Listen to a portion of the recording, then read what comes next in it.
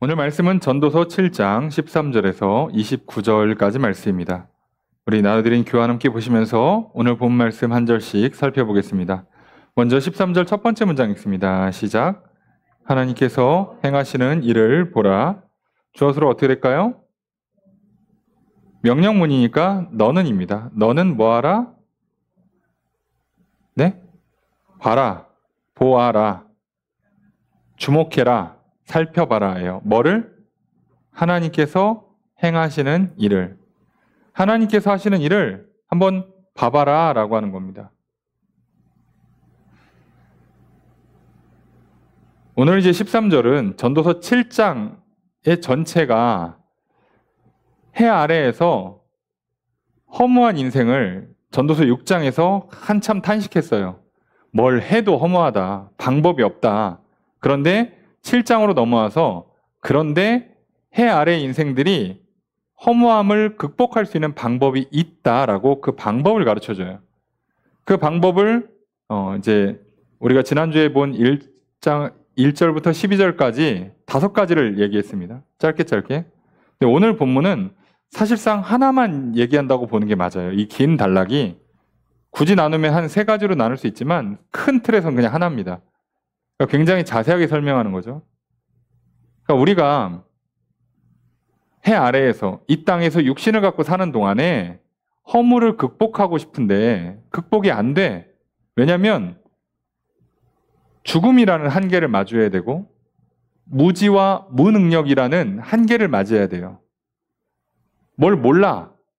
알아서 해보려고 하니까 능력이 없어. 그런데 또 해보려고 했더니 되는 것 같더니 죽어. 자, 그러니까 이게 답이 안 나와요.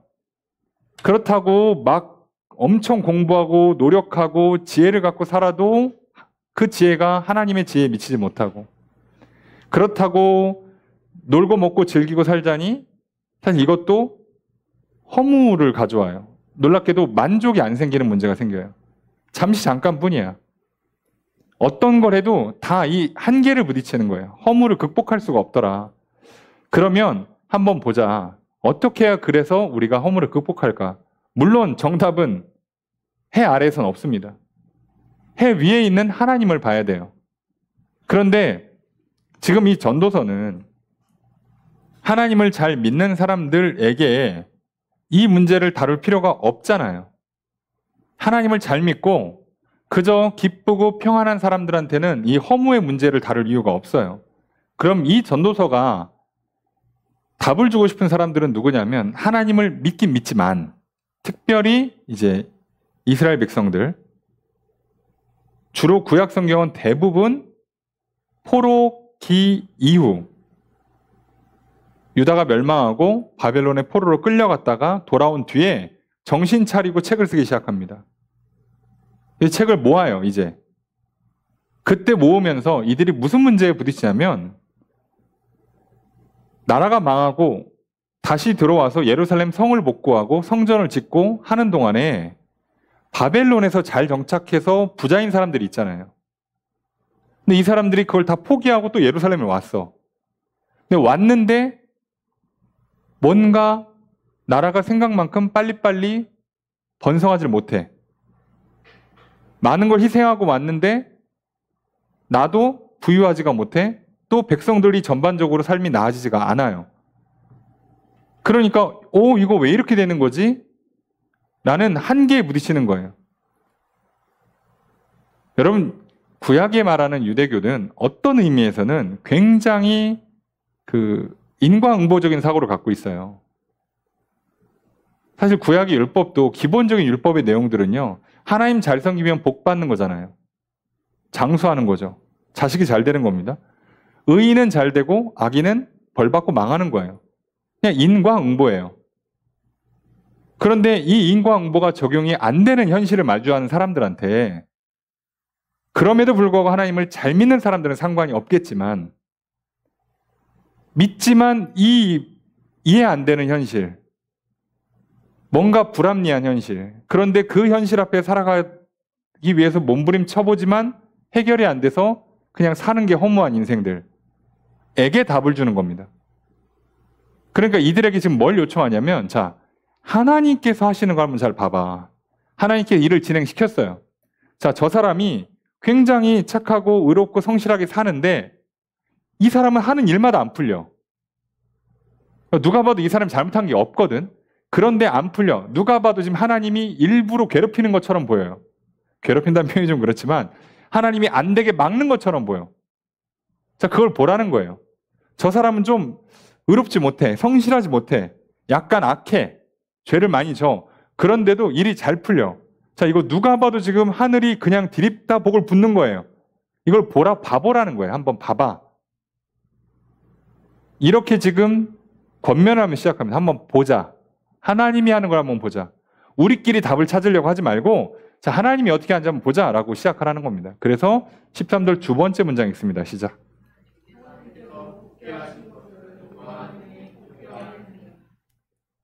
자, 주어서로 어떻게 될까요?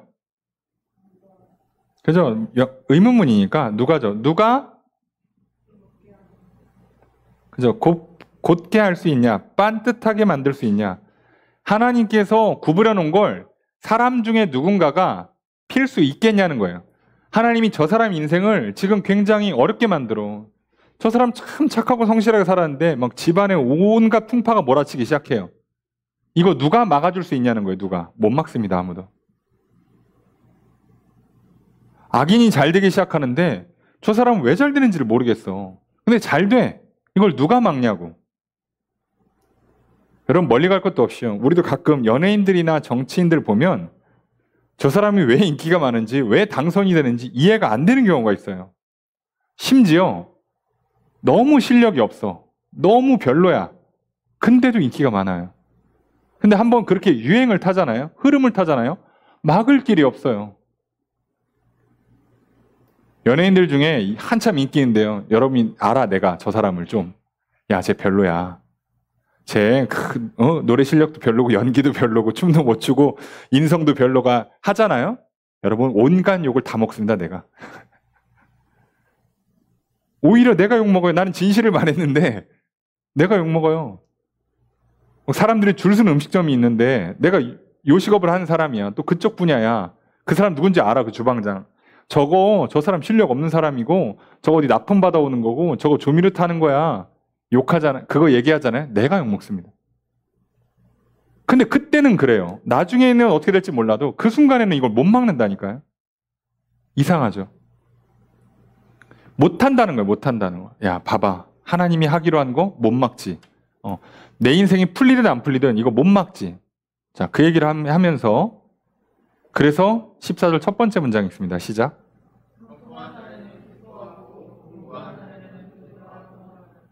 자, 주어서 어떻게 될까요? 이거 명령문입니다. 너희는 기뻐하라, 돌아봐라. 그러니까 어떻게 하라는 거예요? 형통한 날에는 기뻐하고 일이 잘 풀리면, 그러니까 정확히는 좋은 날입니다. 좋은 날에는 기뻐하고 나쁜 날에는 뒤돌아봐라.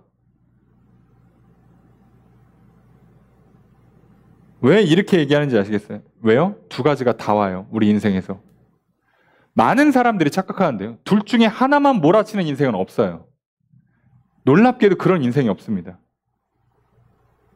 세상 사람들이 보통 그렇게 얘기하잖아요. 고통의 총량은 정해져 있다고. 결국 어릴 때 맞든 젊을 때 맞든 늙어서 맞든 결국 살면서 모진 풍파를 마주쳐야 된다고요. 피할 수 있는 인생이 없더라는 거예요. 살아보니까 그래. 근데 문제는 지금 내가 힘들고 괴롭잖아요. 그런 건 안 보이거든. 나만 힘들지, 세상. 나만 억울하죠. 반대로 일이 잘 풀리잖아요. 나중에 힘들고 괴로운 일이 찾아온다는 거 신경도 안 써요. 지금은 뭐 손 대는 족족이 막 사업이 잘 되고 하는 일마다 다 잘 풀리니까 내 세상이지, 내 세상. 그렇지가 않아요. 그래서 이 두 가지가 다 있다는 걸 인정해야 돼요. 두 가지가 다 있다는 걸.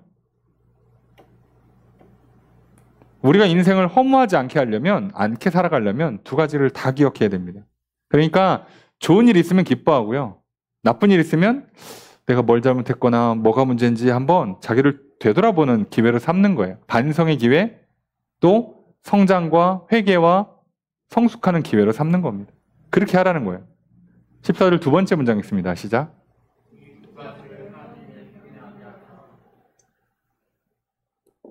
주어 서로가 어떻게 될까요? 하나님이 자 병행하게 하신다라고 의역했지만 실제로는 행하신다예요. 그냥 하나님이 행하신다. 이 두 가지를이라고 번역하는데 이것도 사실상 의역이에요. 둘이란 단어가 나오지도 않고요. 이것에 대해서 이렇게 행하셨다예요. 하나님이. 그러니까 실제로는 앞에 거랑 붙이면 어떻게 돼요?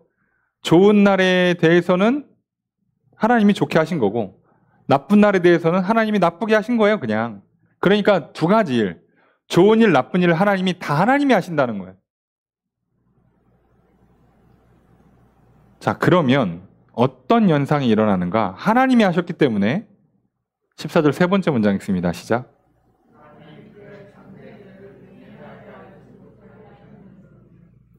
주어를 어떻게 할까요? 네? 하나님이요? 자, 하나님이 못하게 하셨다라고 되는데 자, 항상 우리는 한국말로 의역이 돼 있다는 걸 전제해서 끊어요. 제가 문장을 끊었으면 주어가 바뀌었다는 뜻이에요. 그죠? 주어가 뭘로 바뀔까요? 사람입니다. 사람이 뭐 한다? 알지 못한다예요. 그냥 알지 못한다. 자, 한국말은 참 좋아서 이걸 주어를 하나로 묶고 다 문장을 이렇게 돌릴 수가 있는데 원문으로 가면 주어가 바뀝니다. 사람이 모른다예요. 알 수 없다. 그래서 여기서 안다는 건 찾는다는 동사로 쓰여요. 안다, 찾다. 자, 그러면 그래서 이걸 직역하면 사람이 이러한 이유 때문에 라는 단어가 생각되어 있는데 이러한 이유 때문에 사람이 다음에는 뭐가 있는지 찾지를 못한다예요. 알지를 못한다. 다음엔 뭐가 올지를 모르는 거예요. 지금 기쁜데 내일도 기쁜 날이 올지 내일은 나쁜 날이 올지를 그걸 모른다는 거예요. 오늘 무슨 날이랑 상관없이 내일은 그냥 미지의 영역으로 가버려요. 오늘 내가 슬퍼요. 일이 좀 잘 안 풀렸어. 내일은 어떻게 될 것 같습니까? 모른다고요. 자, 이걸 인정해야 우리가 인생의 허물을 극복할 수 있는 거예요. 에이, 그러면 어떻게 허물을 극복합니까? 모르는 인생을 사는데 불안히 삽니까? 여러분, 이 전도서 7장 13절부터 29절까지 왜 이렇게 길게 한 달락에 잡혔냐면 이거 설명하려고 그래요. 자, 우리가 내일에 대해서 예측할 때 뭘 갖고 예측합니까? 어제와 오늘을 가지고 예측하죠. 자, 어제도 안 풀렸어. 오늘도 안 풀렸어요. 그럼 내일은 잘 풀릴까요? 이렇게 생각하는 사람이 있어요? 없죠. 자, 어제도 안 됐고 오늘도 안 됐으면 내일도 안 될 거라고 생각하잖아요. 그럼 나는 언제쯤 좋은 일이 생겨요? 네, 언제쯤 생길까요? 자, 반대로 어제도 좋고 오늘도 좋았어요. 그럼 내일도 좋을 거라고 생각하겠죠? 그럼 내 생에는 힘들고 괴로운 일이 하나도 안 옵니까? 평생에 안 와요? 그럴까요, 설마? 그럼 우리는 왜 우리가 허무하냐면 예측을 잘못하기 때문에 허무한 거잖아요. 나는 우리 전도서 앞에 본 것처럼 돈을 많이 벌어서 써야지 했는데 하나님이 죽이고 물려줘야 했는데 자식이 없고 물려줬더니 자식이 사업을 말아먹고 자 이런 현상이 일어나니까 인생이 허무해진다고 그랬잖아요. 내가 이렇게 해서 많이 벌어야지 했더니 진짜 사업이 잘 돼서 많이 벌고 써야지 해서 내가 남은 여생에 은퇴 일찍 해가지고 마치 파이어족 돼가지고 은퇴 일찍 한 다음에 돈 펑펑 쓰고 그리고 남은 돈 자식 물려줬더니 또 자식이 또 그걸 가지고 잘 써가지고 살아. 자, 그러면 인생이 허무하겠습니까? 허무하지 않아요. 허무하지 않다고. 뉴스 보셨죠? 자, 학벌도 대물림 되죠?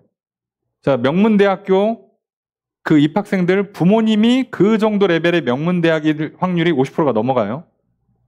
자, 근데 더 잔인하게 이제 학력만 대물림 되는 게 아니라 부가 대물림 되기 시작하죠.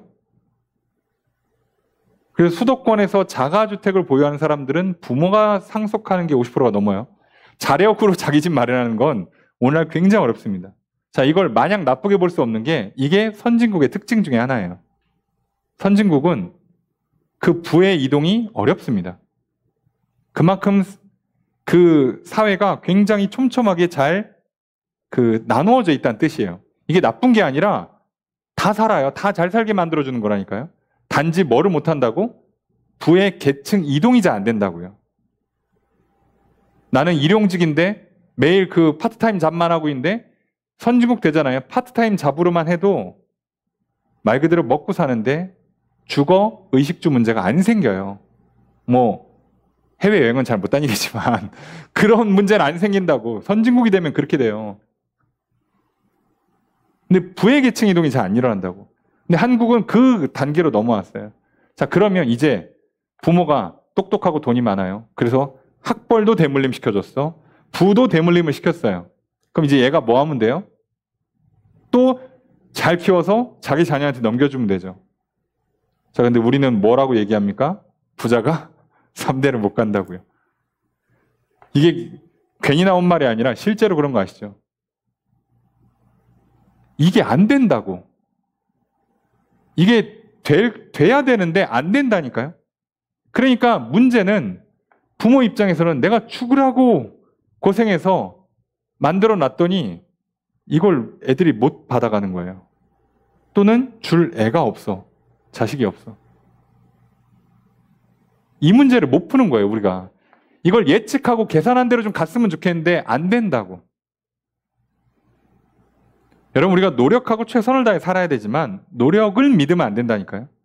노력은 결과를 보장해 주는 게 아니에요. 노력은 그냥 밑에 깔아놓는 겁니다. 그냥 다 노력하면 사는 거예요. 그러니까 노력하다가 꺾이는 거 아니에요. 해서 뭐하냐. 안 되나 보다. 아유, 때려쳐. 근데 막상 때려치면 또 확실히 안 될 거 아니야. 그럴 용기도 없죠. 아, 몰라. 즐겨, 인생. 용감하게 하다 보면 또 뭐 하나 터지겠지. 그리고 일이 한번 풀리겠지. 즐겨. 까짓 거. 이렇게도 못해요. 왜요? 우리는 뭐에 갇혀 있어요? 은근히 인과응보에 갇혀 있어요. 다시 말하면 이성과 논리에 갇혀 있다고요. 근데 이게 우리 인생을 허무하게 만드는 거예요. 모른다니까요. 당장 내일을 모른다니까. 어제까지 하는 모든 일이 족족 다 망했는데 내일부터 대박 터질 수가 있어요. 여태까지 하는 모든 일들이 다 대박 터졌는데 내일부터 쭈르륵 망할 수가 있어요. 우리는 이걸 설명할 필요도 없죠. 연예인들 보시면 아시죠? 야, 하늘 높은 줄 모르고 올라가. 뭐 TV만 틀면 나와. 얘 뭐만 하면 돼. 그 사람이 하면 다 잘 팔리고 얘 뭐 회사가 상장되고 막 난리가 나요. 그래서 갑자기 이상한 데서 사건이 하나 터지더니 하고 며칠 지나면 모든 방송에 사라집니다. 갑자기 사람이 사라져요. 근데 경찰서 가기 시작하고 회사가 문제가 생기기 시작하고 난리가 납니다. 그걸 전혀 예측할 수가 없어요. 자, 이 모른다라는 걸 전제하는 게 우리한테는 굉장히 중요합니다. 내일을 모르기 때문에 우리는 어떻게 살아야 된다고요? 예. 내일을 하나님께 맡기고 사는 거예요. 내가 오늘까지 좋았다고 교만할 것도 없고 오늘까지 안 됐다고 낙심할 게 없어요. 그냥 내일은 맡기는 겁니다. 그래서 앞에 뭐라고요? 좋으면 기뻐하고 나쁘면 되돌아봐라. 혹시 내가 뭘 잘못해서 그런가? 혹시 내가 하면 안 되는 일을 했거나 문제를 야기했거나 했는지를 반성해 보라는 거예요. 그렇게만 사는 겁니다. 그렇게만. 자, 이걸 먼저 얘기하는 거예요. 이걸 먼저 얘기해 놓고 이제 그 다음 15절 첫 번째 문장으로 넘어갑니다. 시작.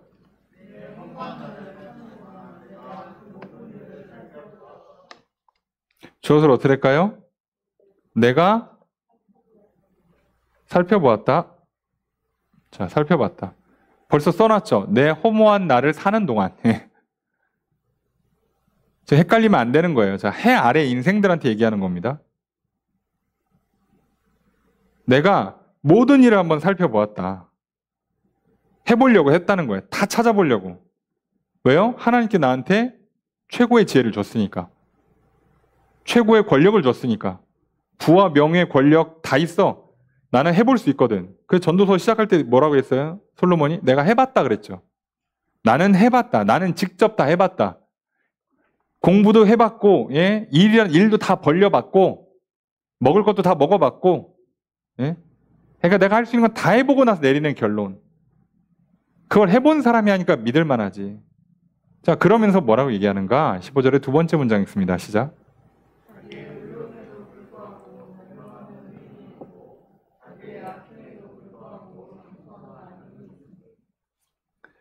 자, 주어서로 어떻게 될까요?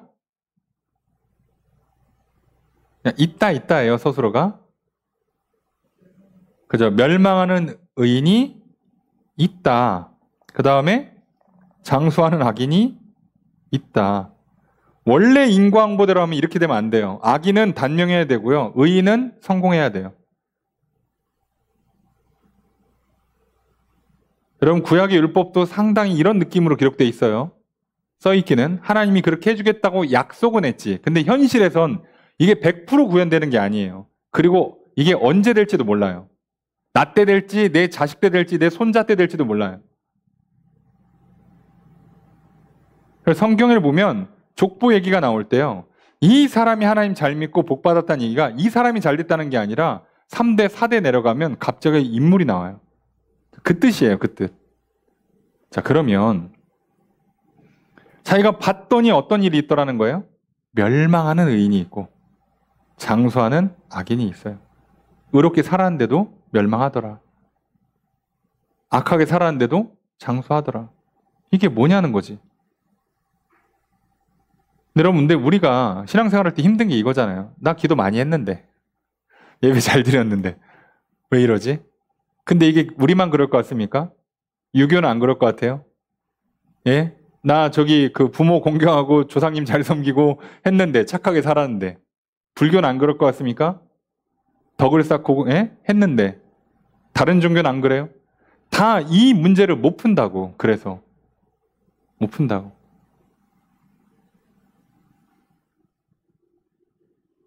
보통 이렇게 모순이 생기면 뭐라 그래요? 원래 그런 거야. 이렇게 얘기해버려요. 그러면 허무하잖아요. 그러면 그럼 왜 이렇게 하는 건데? 그럼 내가 왜 노력해야 되는데? 그럼 내가 왜 착하게 살아야 되는데? 이 문제가 터지잖아요. 아니 뭐 소용이 없다며. 그럼 왜 이렇게 살아야 되냐고. 이런 허무의 문제가 안 풀려요. 근데 이 전도서는 그 문제를 풀어냅니다. 어떻게 푸냐고요? 이 모순이 발생했는데 16절 첫 번째 문장 있습니다. 시작.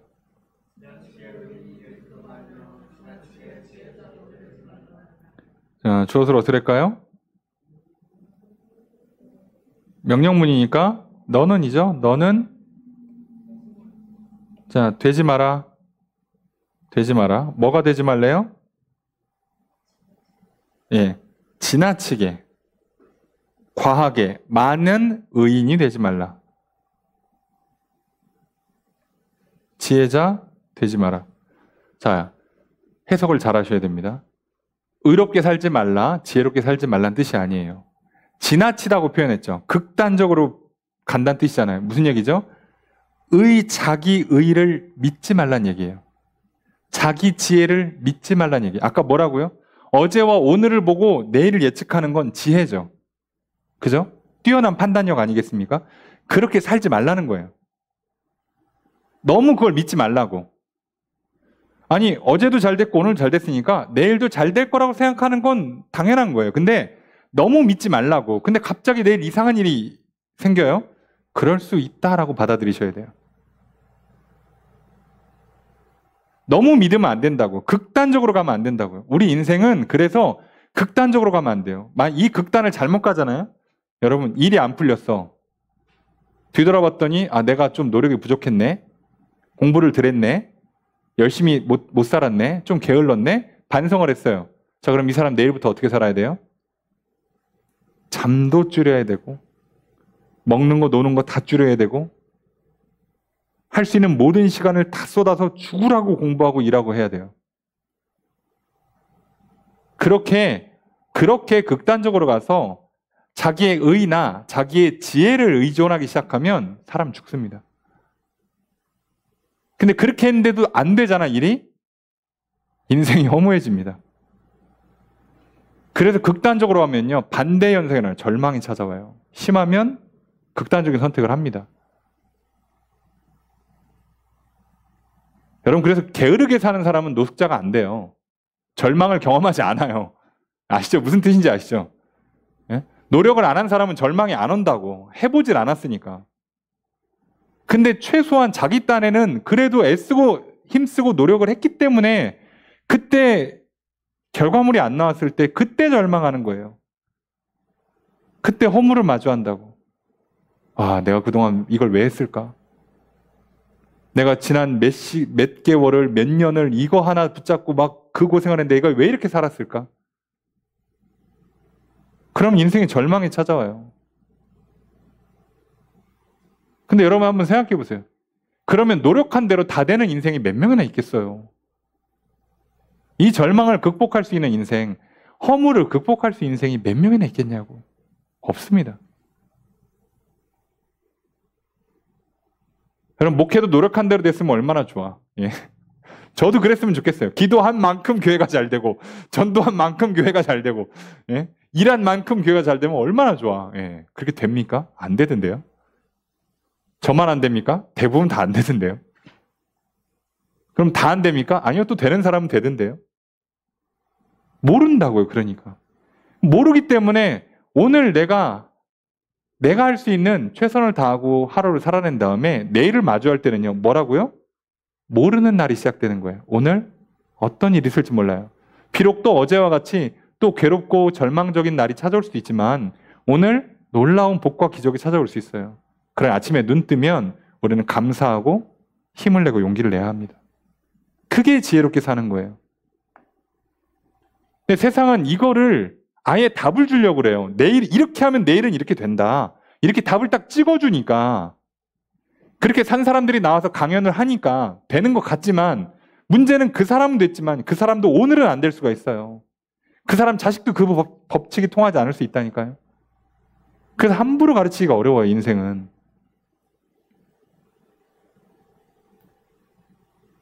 그래서 전도자가 뭐라고요? 지나치지 말라는 거예요. 너무 극으로 가면 안 된다는 거예요.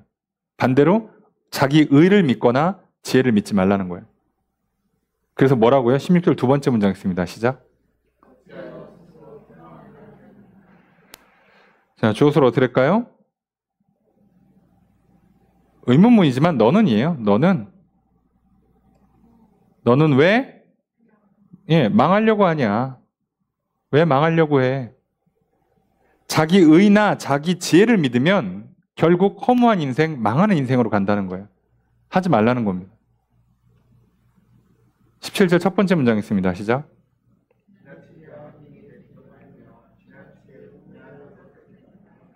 자, 주어서로 어떻게 할까요?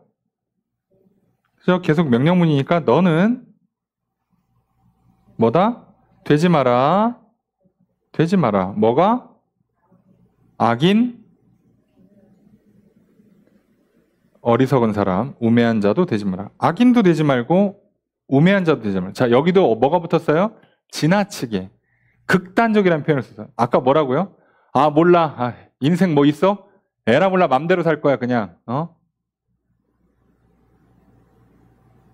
온갖 불법과 편법을 그냥 다 써주마. 자, 이렇게 하는 것도 하지 말라는 거예요. 지나치지 말라는 거예요.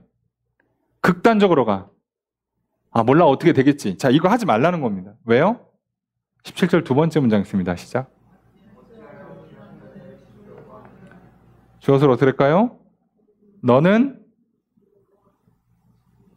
왜 죽으려고 하냐? 왜 죽으려고 하냐? 너는 왜 죽으려고? 언제? 기한 전에. 자, 그죠? 생이 짧아집니다. 그럼 일찍 죽어요. 그렇게 하지 말라는 겁니다.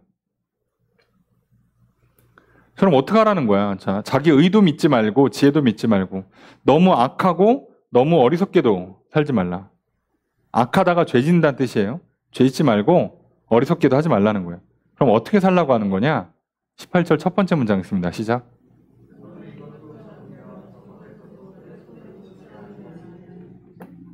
주어서로 어떻게 할까요?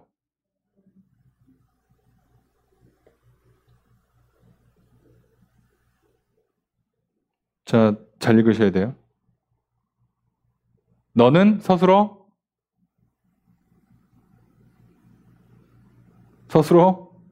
하나밖에 없죠. 좋다. 네. 그러니까 주어는 앞에 답니다. 너가 이렇게 하는 것이 좋다예요. 너가 이것도 잡고 저것도 잡는 게 좋다. 둘 다 하라는 거예요. 둘 다. 자, 그러니까 둘 다가 무슨 뜻이에요? 너무 의롭고 너무 지혜롭게 그걸 믿고 살지도 말고 너무 죄짓고 너무 어리석게도 살지 말라는 거예요. 이 두 개를 다 하라는 거예요.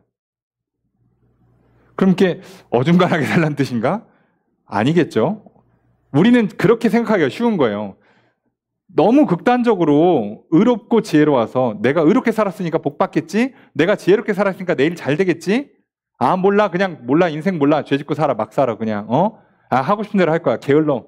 자, 그렇게 극단적으로 가지 말라니까. 아, 인생을 적당히 살라고 하는구나. 아니에요. 자, 그렇게 생각하면 실수하는 겁니다. 자, 18절 두 번째 문장 읽습니다. 시작.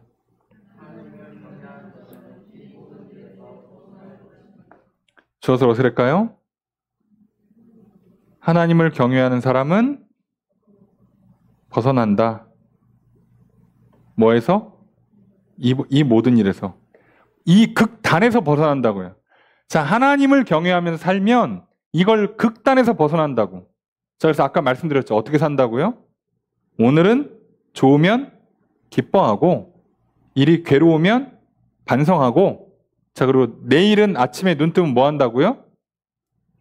생명을 주셨으니까 감사하고 힘을 내고 용기 내서 하루를 사는 거예요. 그냥. 극단을 피하라는 얘기예요. 극단을 피하라고. 이쪽으로 간다. 이거 하면 된다. 이게 얼마나 교만한 거고 또 은근히요. 이렇게 사는 게 의외로 하나님을 안 믿는 겁니다.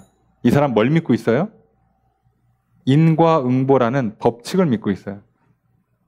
조금 뭐 어려운 얘기일 수도 있지만 인과응보라는 법칙, 규칙을 믿는 걸 뭐라고 하는지 아십니까? 이실론이라고 그래요. 이실론이 뭐예요? 하나님은 창조 이후에 손을 뗀 거예요. 그리고 우주에다 뭘 줬다고? 질서를 줬다고.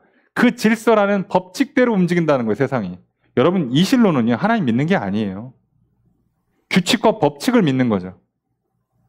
그래서 웨슬리 목사님은 뭐라고 표현했냐면 이실론자는 무실론자다 이렇게 표현을 해요. 규칙과 법칙을 믿고 사는 거는 하나님 믿는 게 아니라는 거예요. 맞죠? 양극단으로 가면 하나님 믿는 게 아니에요. 그러니까 뭐 하라고요? 하나님을 제대로 믿는 사람들은 오히려 이 양극단으로 안 간다는 거예요. 그렇죠. 양극단으로 갈 일이 없죠. 왜? 어차피 두 가지 일이 다 일어나는데 어떤 일이 일어날지 모르는데 내가 어떻게 믿어? 하나님이 약속한 바 있습니까? 의인한테는 비바람도 몰아치지 않겠다. 살면서 뭐 비 한 방울 안 맞게 해주겠다고요? 그런 게 있어요? 없어요. 그런 얘기는 없어요. 의인에게 복을 주고 그 복을 1000배까지 준다고 했단 말이에요. 예? 그러니까 그게 나한테 올지 내 자녀한테 올지 내 손자한테 올지 3대 손, 10대 손한테 올지 몰라요. 무조건 복은 오는데 오늘 올지 내일 올지 10년 뒤에 올지도 모르고 나 때 올지 내 후손들한테 올지도 그것도 몰라. 분명히 하나님 약속한 건 복을 준다고 약속했잖아요. 언제 어떻게 준다는 얘기를 안 한다니까요. 그래서 모른다고요. 우리는 뭐만 알아요? 하나님께서 믿는 자에게 복을 주신다. 이것만 아는 거예요. 이렇게 하면 저렇게 된다, 언제 된다, 어떻게 된다, 그건 모른다고요. 그래서 그걸 믿으면 안 돼요. 이단들이 얘기하잖아요. 몇 월 며칠에 주님 다시 오신다. 예수님 뭐라고요? 나 언제 오는지 나도 몰라. 아버지만 아셔. 그러니까 예수님 다시 오시기 전에 예수님 오는 날짜를 아는 인간은 한 명도 없는 거예요. 왜요? 하나님이 하늘에서 예수님한테만 알려주거든. 그럼 예수님이 내려오기 전까지 인간한테 어떻게 알려주냐고. 그러니까 알 수 있는 사람이 한 명도 없어요. 요즘 좀 시끄러운 뉴스 하나 있죠. 7월 일본 대지진설. 들어보셨습니까? 그래서 다들 지금 막 난리 나잖아요. 7월에 일본에 여행 가야 돼요? 말아야 돼요? 저 그때 그 출장 있는데 어떻게 해요? 지진을 맞춘다고요? 여러분, 우리 인생 그걸 맞출 수 있어요? 지진 맞출 실력이 있으면 로또 번호를 맞추지. 차라리. 무슨 이득이 있어, 그거 맞춰서.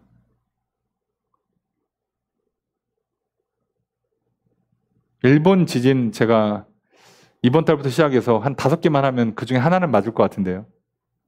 일본 지진 자주 나는데. 그거 못 맞출까? 그렇게 할 수 있는 게 아니에요. 극단으로 가지 말라고 얘기하는 겁니다. 그 극단이 우리를 오히려 허무하게 만들어요. 너무 열심히 사는 게 또는 너무 게으르게 사는 게 우리를 허무하게 만든다고. 19절 읽습니다. 시작.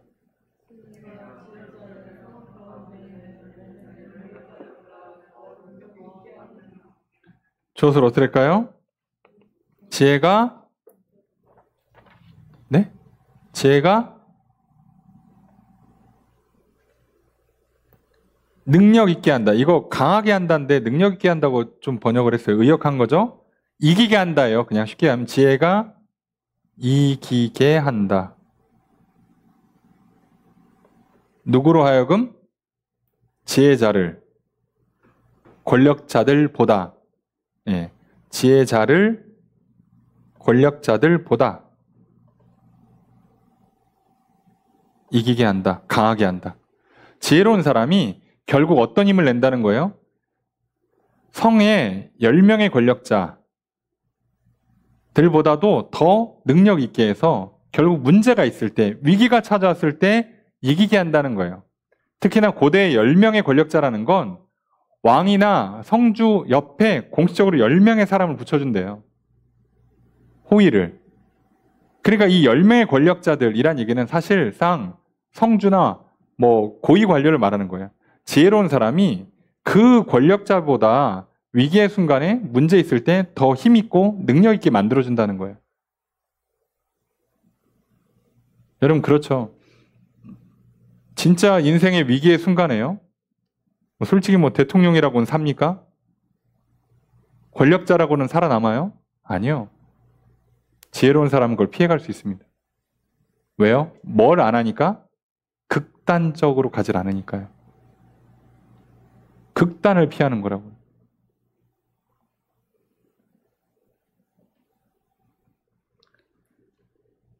한때 영끌이란 그 단어가 많이 뉴스에 나왔죠.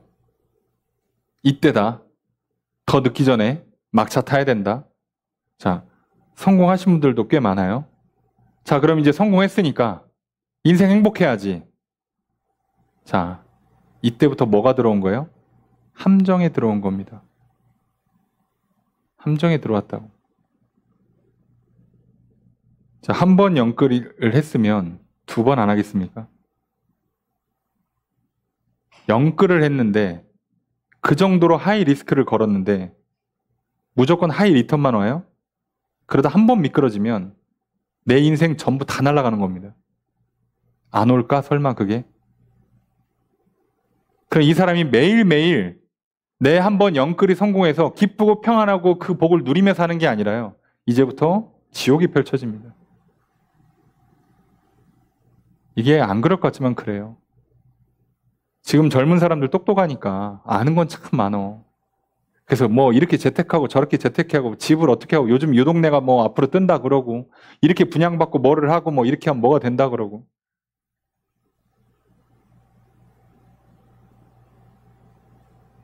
그래서 그렇게 행복하게 사시는 분들이 마음의 병, 육신의 병이 훨씬 많습니다.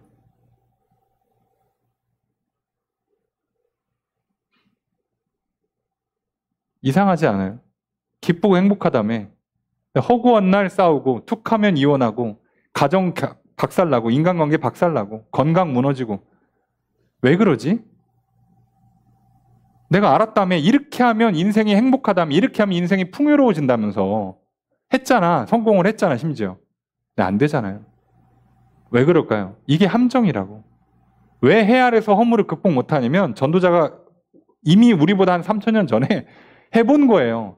극단으로 가면 행복해질 수가 없어요. 극단으로 가는 순간. 이거 위험해요. 이제 성공해도 문제고 성공 안 하면 더 문제고 답이 없는 겁니다. 이게 참 어렵죠. 그래서 그게 아니라는 거예요. 지혜는 극단으로 안 가요. 여러분 지혜로운 사람은요. 너무 기뻐하지도 않고 너무 슬퍼하지도 않습니다. 슬프면 좀 울고 털어내는 거고요. 기쁘면 웃고 털어내는 겁니다. 막 기쁜 일 한번 생겨가지고 막 이틀, 3일 막 하하 웃으면서 떠다니면 조증이에요. 그거는 병입니다, 병. 일이 잘 안 풀려서 슬프고 괴로워요. 막 한 달 내내 막 그 뭐만 하면 울고 막 그냥 어깨가 말려가지고 막 이렇게 땅만 보고 있어요. 이 정도면 병이죠. 그럴 필요가 없다니까 뭐라고 얘기했어요. 두 가지가 다 올 거라니까. 계속 올 거라니까. 우리 인생 끝날 때까지 이게 두 가지가 어떤 식으로 반복될지 모르는데 계속 이게 왔다 저게 왔다 막 난리가 나요. 그러니까 뭐라고요? 좋은 일 있으면 기뻐하고 나쁜 일 있으면 한번 반성하고 그냥 넘어가라고. 근데 극단으로 가면요. 내가 이렇게까지 했는데 이게 왜 안 돼? 그러면 분노가 쌓여요. 억울하게 답답하고 막 화가 나고요. 또는 노력이 부족했구만 더 해야지. 그럼 이제 이 사람 이제 잠도 못 자요. 밥도 못 먹고요. 또 극단으로 갖고 에라 몰라 때려쳐. 자 이러면 이제 인생 망가지는 거예요. 지혜로운 사람은요. 극단적으로 가지 않습니다. 자 여기 중요한 표현이 있어요. 20절 함께 읽습니다. 시작.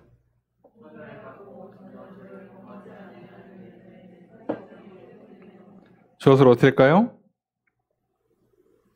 길지만 하여간에 이런 의의는 없다. 죄를 하나도 안 범하는 인간은 없어요. 실수 안 하는 인간 없어요. 실패 안 하는 인간 없어요. 슬픔과 고통과 괴로움이 없는 인간 없어요. 당연한 거예요. 당연한 거. 왜 극단으로 가냐고. 그럼 내가 오늘 왜 이렇게 인생이 힘든가 봤더니 내가 어제 말실수했어요? 앞으로 말실수 안 하면 돼요? 할 수 있어요 그거? 네. 할 수 있냐고. 내가 오늘 이렇게 병들었나 봤더니 어제 그 야식 먹었어. 아니면 어제 식단이 좀 잘못됐어. 여러분 죽는 그날까지 완벽한 식단을 해낼 수 있어요? 아니 살다 보면 좀 야식도 먹고 어느 날은 좀 하루 종일 굶기도 하고 그러는 거지 뭐. 내가 내 몸에 맞게끔만 조율하면 되잖아요. 어떤 법칙이 있는 게 아니잖아. 여태까지 나왔던 식단 법칙들 중에 지금까지 얘기하는 거 있어요? 요 근래 여러분 5년 전, 10년 전에 말했던 다이어트나 건강식단 지금도 얘기하는 거 들어본 적 있습니까? 놀랍게도 하나도 얘기 안 합니다. 요 근래는 저탄고지도 얘기를 안 해요. 왜요? 그렇게 하면 사람 몸 망가진다는 거 나왔거든.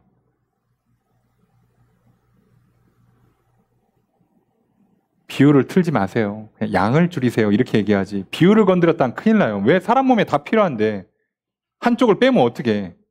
반대로 황제의 다이어트. 탄수화물 빼고 고기만 드십시다. 자, 그러면 사람 죽는다고. 다 먹어야 된다고요, 다.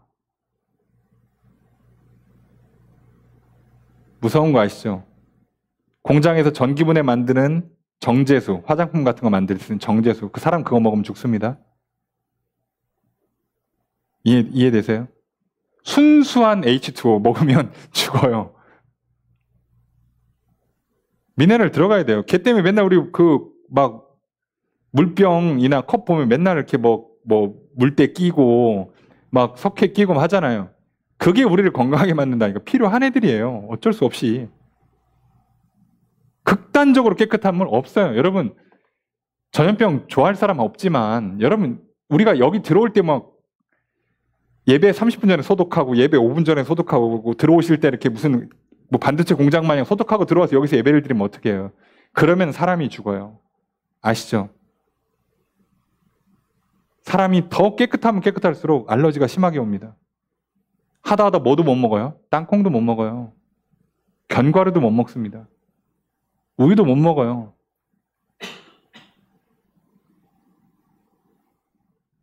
어렸을 때 뭐 먹고 두드러기 나면 좀 긁고 넘어가면 걔 나중에 다 먹고 살아요. 그냥 그러고 넘어가야 되는 거예요, 원래. 죽을 정도로 심각한 거 아니면 건강에 해가 될 정도 아닌 건 그냥 먹고 넘어가야 된다고. 극단적으로 막 우리 아이는 감기도 걸리면 안 돼. 우리 아이는 그 피부가 가려운 일이 일어나면 안 돼. 그렇게 극단적으로 하면 인생 망가져요. 그런 건 없습니다. 그러니까 진짜 지혜가 뭘까? 우린 이걸 그냥 받아들이는 겁니다. 21절 첫 번째 문장 있습니다. 시작.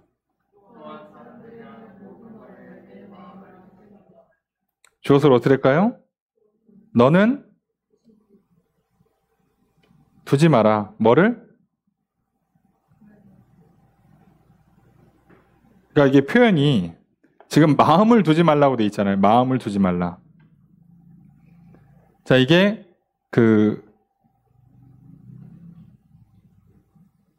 직역을 하면 말을 마음에 두지 말라라고 번역해야 될 것 같은데 한국말은 말에 마음을 두지 말라고 돼 있어요. 같은 말인데 그냥 이게 두 개 이렇게 바꿔도 될 것 같거든요. 이렇게 둘이 바꿔도 될 것 같은데 그래서 우리의 마음에 뭐를 두지 말라고요? 사람들이 하는 말을 두지 말라고. 담아두지 말라고. 마음에 담아두지 말라고. 말에 마음을 둔다는 걸 전 잘 이해가 안 되고 그리고 원문에도 사실상 그렇게 맞는 표현 아닌 것 같고 우리 마음에 두지 않는 거예요. 뭐를? 말을. 자, 사람의 말을. 자, 뭐라고요? 사람들이요. 뒤에 가서 뒷담화 합니다. 아시죠? 마음에 두지 마세요. 저 인간 저거 나랑 만나고 저 집에 가는 길에 저거 가는 길에 나 먼저 자리에서 일어나면 남은 사람들끼리 또 내 욕하겠지? 그래서 바빠 죽겠는데 사람들이 괜히 욕할까 봐 끝까지 자리에 앉아 계시는 분들 있잖아요. 그럴 필요 없다고. 뭐라고요? 나 자리를 뜨면 나 욕할 거라고 생각하고 일어나시라고. 그냥 그러려니 하세요. 그러니 욕 안 먹고 사는 인생 없다고. 그죠? 너무 많이만 안 드시면 돼. 그냥 적당히 뒷담화는 있는 거예요. 우리 인생에서. 세상 사람들이 천사가 아니잖아. 네? 그러니까 그러려니 하시라고. 마음에 두지 말라고요. 자, 21절에 두 번째 문장 있습니다. 시작. 저서를 어떻게 할까요?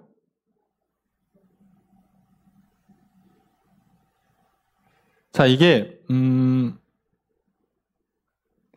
듣지 않을 것이다 라고 한국말로 번역되는데 이것도 명령문이거든요. 그러니까 듣지 말아라예요. 듣지 마라. 듣지 마라. 너는 뭐를?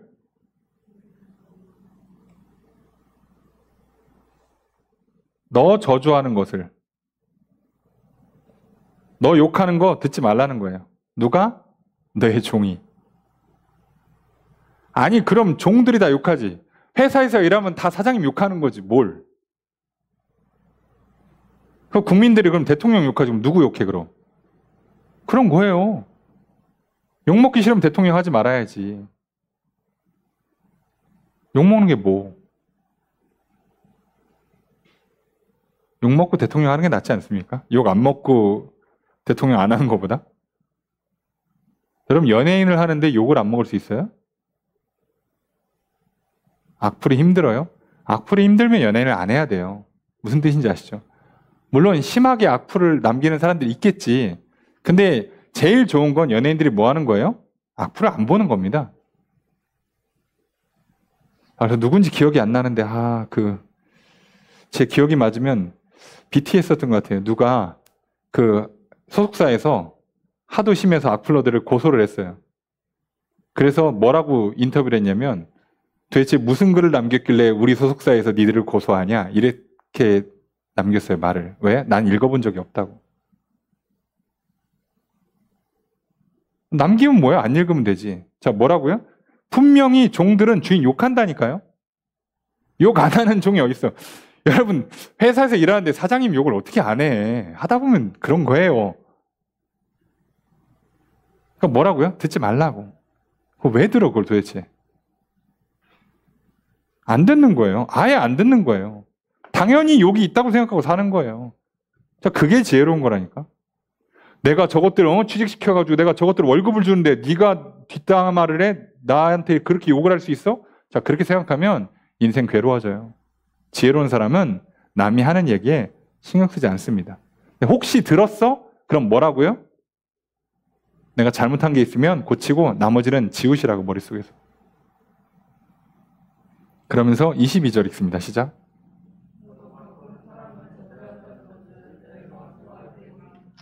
주어서로 어떻게 될까요?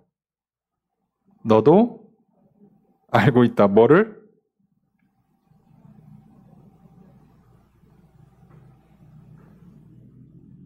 자, 너도 가끔 사람을 저주한다는 것을 내 마음이 알고 있다라고 해야 되고, 너가 사람을 저주한 걸 마음은 알고 있다 이렇게 하셔야 돼요. 그러니까 마음을 주어로 잡아도 되고 목적으로 잡아도 되는데, 하여간에 쉽게 얘기하면 너도 다른 사람 욕했잖아 이거예요.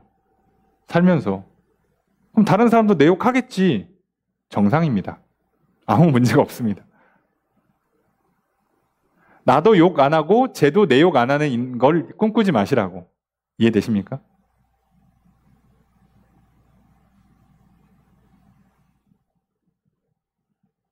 아내들이 모임 가가지고 남편 욕하고 자식 자랑하는 거 그러려니 하세요. 남편분들이 그걸 가지고 내가 밖에서 그렇게 고생하는데 나한테 이럴 수 있어라고 할 필요가 없어요. 나도 뭐 하면 돼요? 나도 친구들 만나서 부인 욕하고 자식 자랑하면 돼요. 똑같이 하면 됩니다. 예. 그러려니 하는 거예요. 그냥 그러고 사는 거예요. 진짜 미웠으면 같이 안 살지. 그러니까 그냥 그러려니 하는 거라고요. 여러분 진짜 문제가 있었으면 그 종이 주인이 그렇게 싫었으면 나간다니까요. 일 안 한다니까. 근데 그냥 뒷담화 하는 거야. 왜? 그럼 뭐 다 욕하면 사는 거지 서로. 오늘따라 좀 일 시키는 게 조금 좀 이상해. 그럴 수 있죠. 그러려니 하는 거예요. 그래서 마음에 담아두지 마시라고. 극단적으로 가면 안 돼요. 내가 이렇게 복지를 신경 써주고 이렇게 잘해줬는데 어떻게 나를 욕할 수 있지? 저 인생 괴롭습니다. 아니면 내가 노력이 부족했다. 내 직원들을 감화감동하지 못했어. 더 잘해줘야겠다. 욕할 수 없을 만큼 내가 정말 이 땅에 존재할 수 없는 건 최고의 사장님이 돼야지. 그러면 죽습니다. 인생 괴로워집니다. 그렇게 하는 거 아니에요. 그냥 저기 사대보험 잘 들어주고 월급 잘 챙겨주고 복지 잘 신경 써줬으면 할 만큼 하신 거예요. 그럼 그 사람들이 뭐라고 얘기하든 신경 쓰지 말라고. 잘하신 거예요. 더 하지 마시래요. 우리가 여기서 넘어지는 거예요. 이 인과응보라는 함정이 무섭습니다.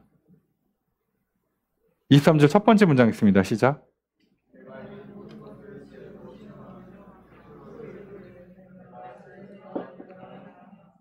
저것을 어떻게 할까요? 내가 시험하고 자 요렇게 말을 했다는 거죠. 말했다. 내가 이 모든 것을 지혜로 테스트하고 최고의 지혜자가 돼보겠다. 결단을 했어. 내가 끝을 보자. 자, 극단으로 가는 거죠. 이렇게 얘기하면 끝을 보자. 자, 이렇게 하니까 23절 두 번째 문장 있습니다. 시작. 주어서로 어떻게 할까요? 지혜가 멀리한다. 누구를? 나를. 내가 끝으로 가보겠다라고 했더니 어떤 일이 일어나요? 더 빨리 멀어져요. 그래서 농담삼아 얘기하잖아요. 어둠이 빛보다 빠른 것 같다. 그저 빛을 쏘면 사라지니까. 그 정도로 이게 안 돼요, 해결이. 자, 속지 마십시오. 안 됩니다. 극단적으로 가면 되는 게 아니에요. 오히려 망가집니다. 24절 첫 번째 문장 있습니다. 시작. 저것을 어떻게 할까요? 이미 있는 것은 멀다, 깊다, 깊다. 무슨 얘기죠? 이미 존재하고 있는 건 그걸 다 파악하기에는 너무 멀어, 너무 깊어. 내가 다 모르겠다는 거예요. 그러니까 뭔가 일이 벌어지고 나면 다 모르겠다는 거예요. 이해하기가 어렵다는 겁니다. 이해하기가. 지금도 과학자들도 많이 얘기하잖아요. 이게 되네? 자, 법칙을 몰라요. 법칙을 모르는데 그냥 돼서 된다고 발표하는 이론들이 꽤 많습니다. 여러분, 우리가 모든 게 다 검증됐다고 생각하잖아요. 오늘날 우리가 교과서에 실리고 책에 나오고 어디 와서 강연하는 이론들은 다 검증이 됐다고 생각하죠? 아니요. 왜 되는지 모르는데 그냥 그렇게 되더라예요. 그런가 보다 하는 겁니다. 하다 못해서 과학자들도 그런가 보다 하고 넘어가는 게 있어요. 안 됩니다, 이게. 이해가 안 된다고. 지금도 파악이 안 돼. 그러면 그 옛날 전도자가 이걸 파악하려고 했을 때 되겠습니까? 어림도 없지. 이게 왜 되지? 모른다니까요. 모른다고. 자, 지금도 석유를 파도 계속 나와서 이게 왜 계속 나오지? 모르겠죠? 근데 지금도 이게 왜 계속 만들어지는지는 아무도 몰라요. 유력한 가설이 있을 뿐이야. 그래서 우리가 초등학교 때 배웠던 가설은 틀렸죠. 예, 그 옛날 그 공룡과 큰 나무 식물들이 이렇게 썩어서 압력을 받아서 그 유기물, 정확히 말하면 탄소가 압을 받아서 그게 결국은 이렇게 석유가 됐다. 핵심은 탄소인데 이 탄소들이 오늘날 어디서 오는지를 몰라요. 유력한 가설. 지금 바다에서 사람들이 햇빛이 들어가면 밑으로 가면 바다에 이제 햇빛이 안 들어가잖아요. 그러면 물이 햇빛 받고 분해돼서 산소가 생긴다고 생각을 했는데 연구를 극단적으로 보니까 바다 밑에 망간들이 있는데 성분상 걔네들끼리 붙어 있으면 전기가 통해요. 그래서 셀프로 전기 분해를 해. 그래서 어떻게 된 게 바닥으로 들어갈수록 산소 농도가 높아지는 현상이 일어나요. 그러니까 물이 안 썩지. 사실 생각을 해보면 이상하잖아. 물 표면이 산소가 많고 물 밑으로 가면 산소가 없으면 여긴 다 썩어야 돼요. 근데 어떻게 된 게 바다가 저렇게 깨끗하지? 당연히 그 밑에도 산소가 계속 있어야 돼. 근데 지금은 그게 유력한 가설이에요. 거의 검증이 됐습니다. 그러고 나니까 뭐라고? 석유도? 자, 아마 석유도 비슷한 원리 같은데? 그러면 옛날 바닷가인 땅들, 그러니까 옛날에 바닷가인 땅들이 다 그렇게 돼 있으니까 얘네들이 그냥 압력 받으면 다 석유가 되고 압력 안 받으면 모래에 껴있죠. 미국은 사막에서 모래에 껴있는 거 그냥 물로 압으로 쏘면 분리되잖아요. 그 셰일가스. 그렇게 만들잖아요. 아, 바다에 있는 유기물들이 그냥 석유가 되는구나. 그래서 이거 한없이 나올 것 같다고 봐요. 아무리 보수적으로 잡아도 최소 몇백 년은 나와요. 근데 그마저도 한 몇 년 뒤에 또 그거 아닌가 보다. 자, 이럴 수 있어요. 자, 모릅니다. 안다고 생각하시면 안 돼요. 여기까지 이만큼 알았다라고 해야지 이거다라고 딱 찍기가 어려운 게 참 많습니다. 모른다는 전제를 항상 하셔야 돼요. 그래서 뭐라고 24절 두 번째 문장 있습니다. 시작. 조수로 쓸까요?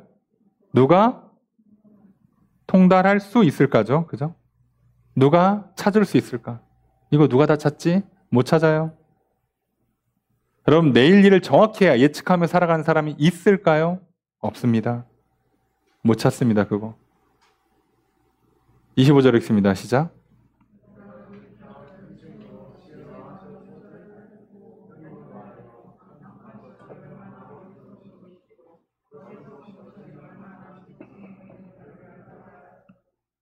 자, 주어서로 어떻게 할까요? 내가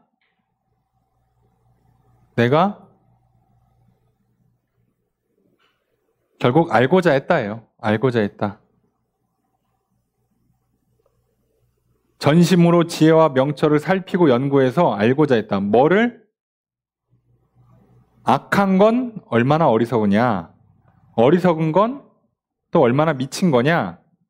자, 요거를 좀 알고 싶어가지고 지혜를 다하고 명철을 다해서 연구를 해보겠다는 거예요. 그랬더니 26절 첫 번째 문장 있습니다. 시작.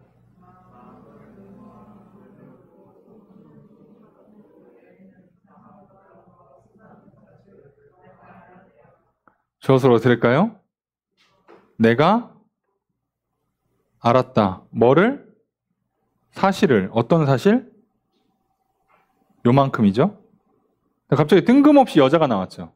자, 그래서 이거는 지혜가 여성 명사입니다. 자, 그러니까 의인화시킨 걸로 이해하셔야 돼요. 갑자기 지금 극단적으로 지혜를 쓰는 게 어리석다는 얘기를 하고 있는데 그게 인생을 허무하게 만든다는 얘기를 하고 있는데 갑자기 여자가 나오면 자, 여자 얘기로 넘어간 게 아니라 지혜를 여자로 받은 거예요. 자, 이걸 이해하기 쉽게 만들려고. 그래서 어떻게 얘기했냐? 마음은 올무 같고, 그물 같고, 손은 포승 같은. 자, 어떻게 된 거야? 올무, 함정이죠? 그물, 그리고 포승, 줄로 묶는 거죠? 자, 그러니까 그런 여자한테 잡히면 사망보다 더 쓰다. 죽음보다 더하다. 차라리 죽는 게 낫다. 이거 무슨 얘기냐면, 소위 말하면 악한 악녀? 그냥 악녀라고만 하면 뭐하고, 음녀? 술집 여자? 하여간 호구 하나 잡아가지고 그냥 그 탈탈 털면 인생 망하는 거잖아요. 쉽게 얘기하면. 뭐 도박에서 하는 도박 같은 데나 마약 같은 거랑 연루된 여자 정도로 이해해 보시면, 이런 여자한테 한번 잘못 걸리면 그냥 그 남자는 죽는 거예요. 그냥. 그런 개념으로 이해하는 거예요. 지금 이 지혜를 극단적으로 사람이 머리를 써서 내가 예측하고 계획하고 이해하고 분석하고, 그래서 인생을 좀 허물을 극복하게 보겠다. 행복하고 후회 없는 인생을 살아보겠다라고 하면 마치 이런 함정이 들어온다는 거예요. 그게 도박판에, 마약판에 이거 중간 부록하는 여자들 잘못 걸려가지고 그냥 미모에 넘어가서 홀라당해서 그냥 돈 다 뺏기고, 그죠? 뭐 인생이 그냥 망가지는, 몸이 망가지는 그런 일이 일어나는 것 같은 현상이 일어나더라는 거예요. 해보니까 이거 죽는 길이구나. 모든 걸 다 알아. 어떻게 하면 어리석지 않을까? 어떻게 하면 지혜로울까? 어떻게 하면 인생을 행복하게 살아볼까? 라고 하는 게 되려 죽는 길이었구나 를 알아냈대요. 26절 두 번째 문장 있습니다. 시작.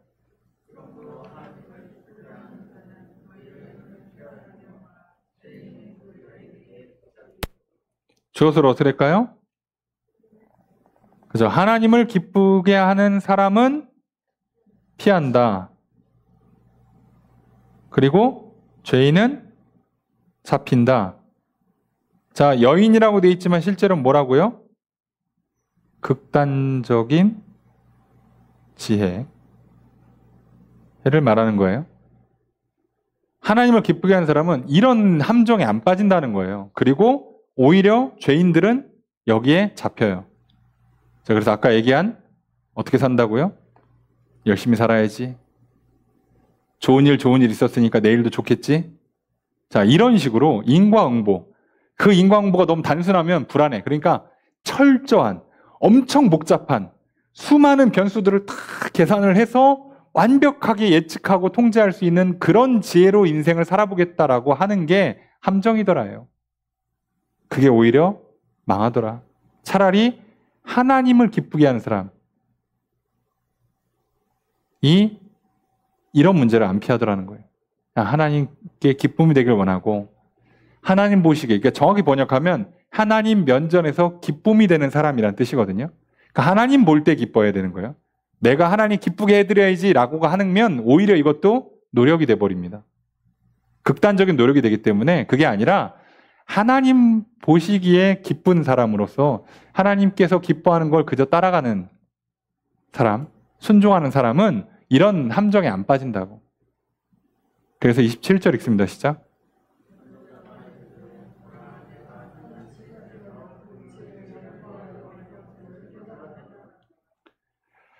자, 주어서로 어떻게 될까요? 한국 번역으로 하면 전도자가 말했다죠. 요렇게. 그죠? 그냥 이렇게 하셔도 돼요. 그래서 전도자가 말했어요. 야, 내가 낱낱이 살펴서 연구해서 깨달은 게 있어. 깨달은 내용은 28절이겠죠? 28절 첫 번째 문장 있습니다. 시작.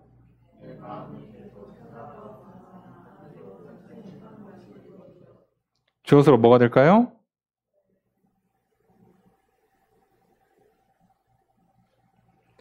계속 찾지만 못 찾은 것, 그죠? 못 찾은 것은 이것이다. 내가 하나 깨달았대. 뭘 깨달았냐? 찾았는데 안 찾아지더라. 못 찾더라. 뭐를? 28절 두 번째 문장 있습니다. 시작.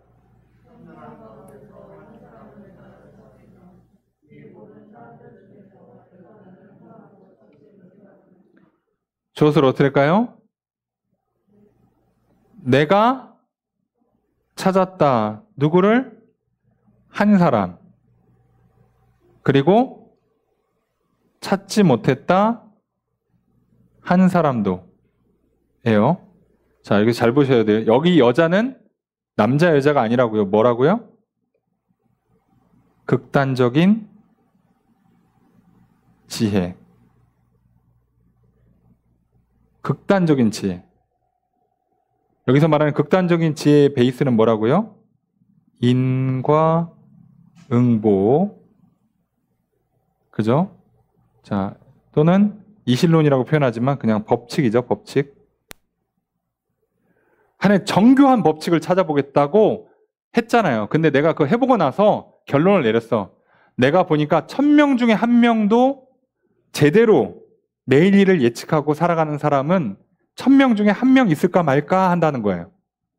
그런데 이런 법칙을 따라 사는 사람 중에서 이거 제대로 성공한 사람은 하나도 없더라, 이 얘기입니다. 없더라, 안 되더라. 지금 전도자가 이걸 얘기하는 거예요. 법칙을 따라서는 답이 안 나오더라.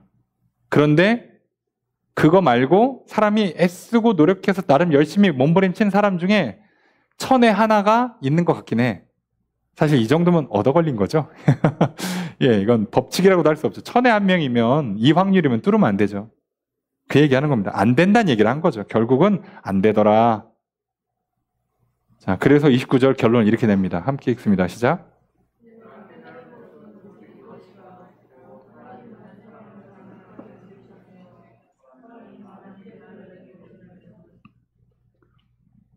주어를 어떻게 될까요? 내가 깨달은 것은 이것이다. 이것이 이제 뒤에 요거죠. 곧. 자, 하나님은 사람을 정직하게 만들었다. 여기 정직하다는 표현은 뭐냐면 어떤 의미에서는 정직하다가 단순 명료하다는 뜻이에요. 하나님은 사람을 정직하게 클리어하게 만든 거예요. 그러니까 뭐라고요? 복잡하게 살 필요가 없었던 거예요. 엄청난 법칙대로 막 이렇게 하고 저렇게 하고 10대에 뭐를 하고 20대에 뭐를 하고 그럼 30대에 뭐가 되고 그쯤 하면 40대에 뭐가 되고 이렇게 인생을 살지 않게 한 게 아니라 어떻게 한다고요?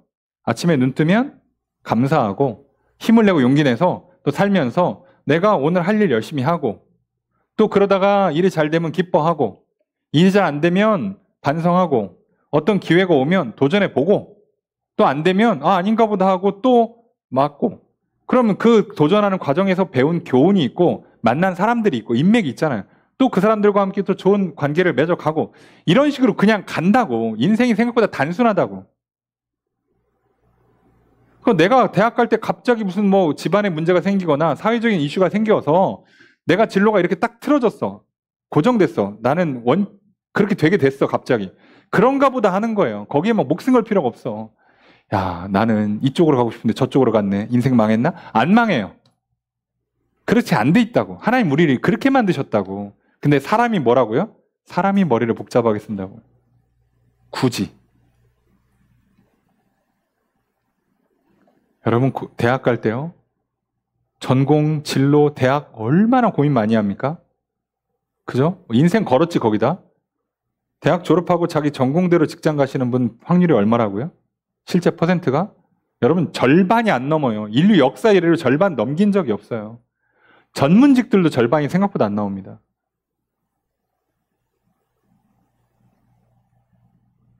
제일 높은 게 제가 듣기로는 제일 높은 전문직의 제일 높은 것 중에 하나가 간호학과인가 그래요. 그게 한 90%대 나와요. 꽤 높죠. 그게 진짜 높은 거예요. 그게. 그럼 쉽지 않습니다. 이게.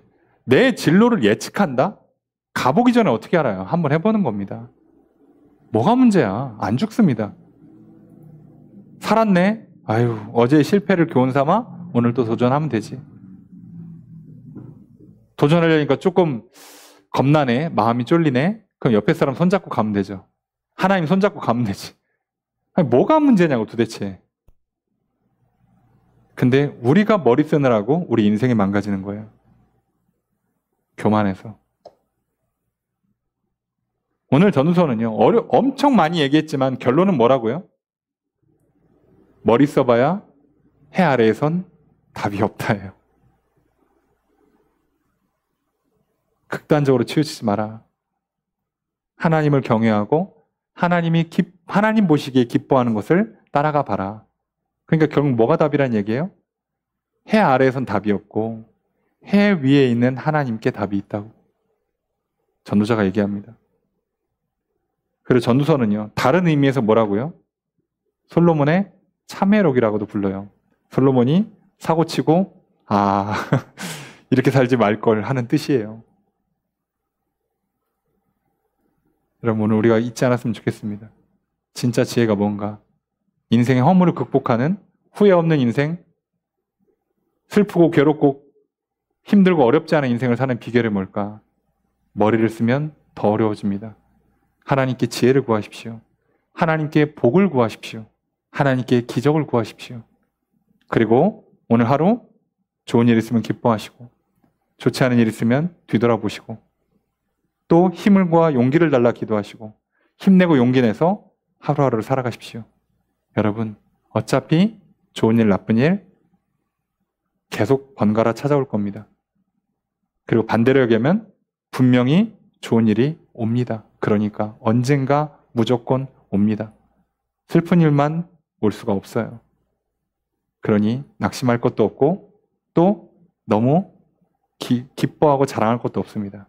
늘 기쁨과 평안 가운데 살아가시는, 그래서 후회 없는 하루하루를 살아가시는 비결은 하나님 잘 믿고 섬기는 겁니다. 오늘 그 삶을 살아가신 저 여러분 되시기를 주의 이름으로 축복합니다.